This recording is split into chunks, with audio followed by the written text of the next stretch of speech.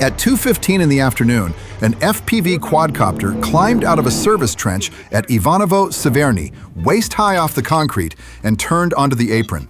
It was not the only thing moving toward the base. Operation Spiderweb had been burning across Russia for an hour. Belaya in the east, Olenya in the Arctic, and the alarm had reached Ivanovo. Strategic aviation was under attack, and this base was next. Crews were scrambling to move every aircraft they had before their turn came. EL-76 transports, an EL-22 command jet, and the Beriev A-50s, the flying radars Russia could count on one hand, none of them sure which one the two AN-196 Liutyi, now 40 kilometers out, had come for. The little FPV did not go for the runway. It went for the aircraft that would take longest to leave, and time was the one thing nobody here had left.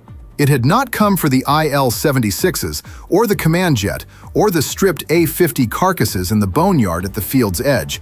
Dead metal Ivanovo had picked over for years. It had come for the only one still alive, a working, flying radar, fueled and crewed, and caught in the open with its cables still on. That was the one, and the design was already working.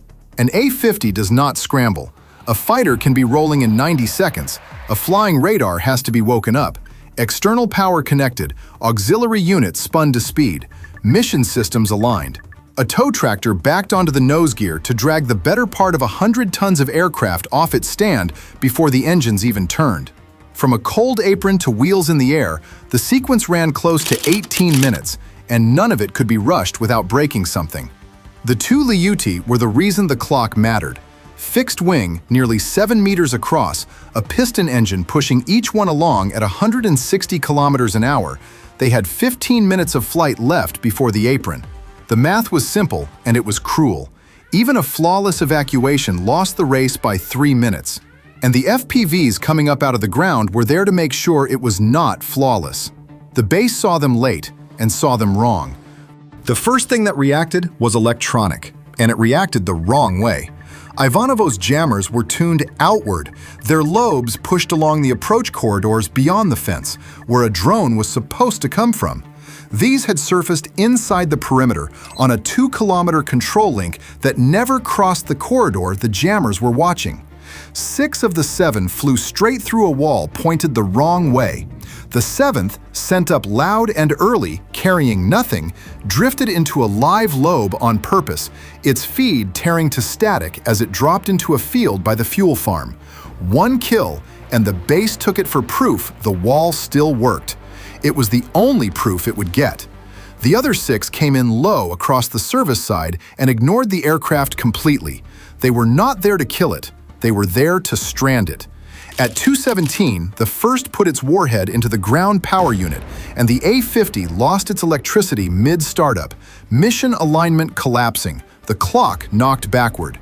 The second hit the tow tractor as it backed onto the nose gear and left it burning, still hitched, the nearest replacement 4 minutes away across a base coming apart.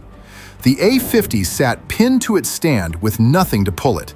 At 2:19, the third drone found a fuel bowser near the taxi lane, and that one outlived its 2 seconds of flight.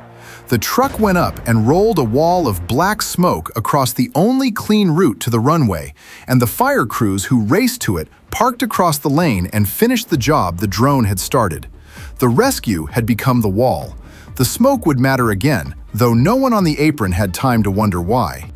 At 2:20, the fourth drone took a mobile relay vehicle off the edge of the flight line, and the base stopped fighting as one thing.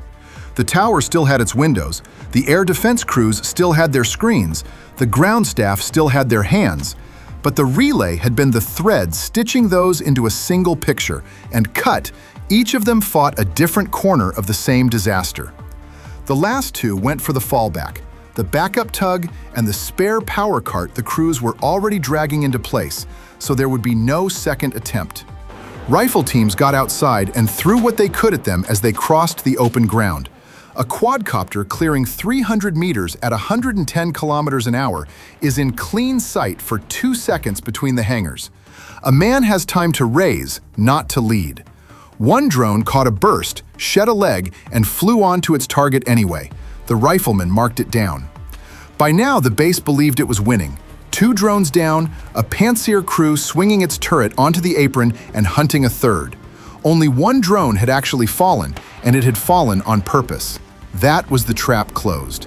The A-50 stood exactly where it had started, cabled to a dead cart, hitched to a burning tug, boxed in by fire trucks and its own drifting smoke, and not 1 drone had scratched it. They had never needed to. Every one of them had gone after a minute instead, and the minutes were gone. And every crew on the base was now staring down at the trapped aircraft. Which is why, by 2:30, almost no one was watching the 2 shapes crossing the outer fence at 160 kilometers an hour, low enough to throw shadows on the tree line. The radar had them. It had had them for a minute. But the picture was in pieces. The relay gone, the tracks scattered, every system still slaved to a swarm of little local quadcopters. And 2 7-meter fixed-wing drones did not fit the fight the base thought it was in. A duty officer stared at the 2 heavier returns sliding in from the west and hesitated. Birds? Or an artifact of the dead relay? Or a second wave no one had called? The hesitation ran 30 seconds. Reclassifying the contacts, handing them to the Pantsir, and slewing the launcher off the apron and back onto the approach. 30 seconds the base did not have. The crew was fast once they moved. The turret came round, the tracker caught the lead Liutyi low over the threshold, and the Pantsir did the one thing it had stayed silent for all afternoon. It fired. A single missile lifted off the rail on a tail of flame and was doing 3 times the speed of sound inside a heartbeat. For 1 second, the base had its answer to the drones, a weapon that could run down almost anything in the sky. And that was the problem. Those 30 seconds had let the Liutyi close inside a kilometer before the missile ever left the rail, and the Pantsir's missile needs 1,200 meters just to arm its warhead. It launched already inside its own minimum range, a live round with nothing switched on, and it screamed past the drone it was meant to kill and buried itself in a field beyond the fence. The interceptor had worked exactly as built. The target had simply arrived too close, too low, and too slow for the weapon to matter. In the cabin, the crew watched their one clean shot go into the dirt half a kilometer past the drone, the launcher still slewing after a target it could no longer reach. There would not be another in time. A Pantsir reloads in minutes, and the base had seconds. There was no time for a second shot at range. The trailing Liutyi was already inside the wire, and the Pantsir crew swung to guns and hit the same wall the whole defense had hit all afternoon.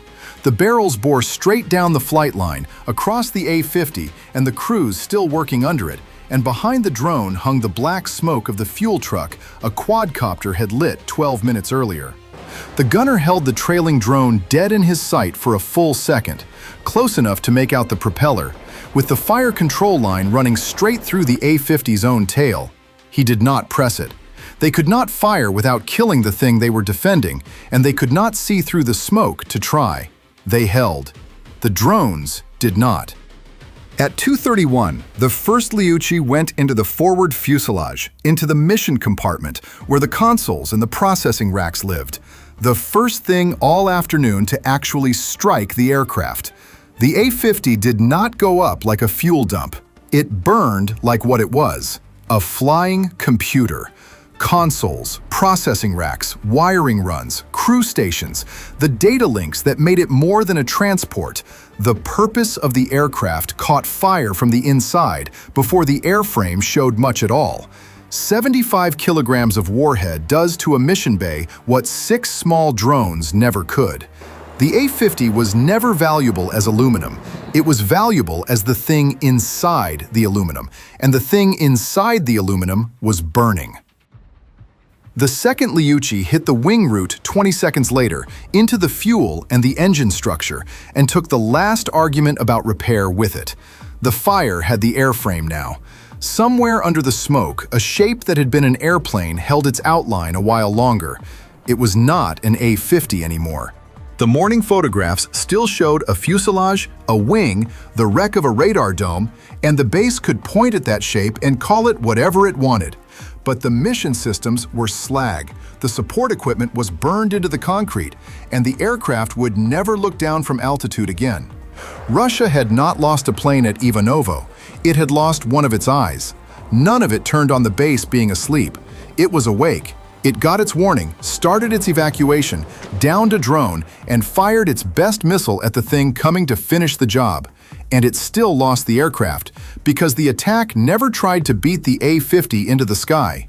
It only had to keep it on the ground. A machine that costs a few $1,000s cannot outrun a flying radar, and does not have to. It only has to burn the tow tractor and wait for something heavier to arrive. Somewhere behind the front, the crew that had flown 7 quadcopters out of a forgotten drain were already looking at the next apron. On that apron too, a few minutes were already running out.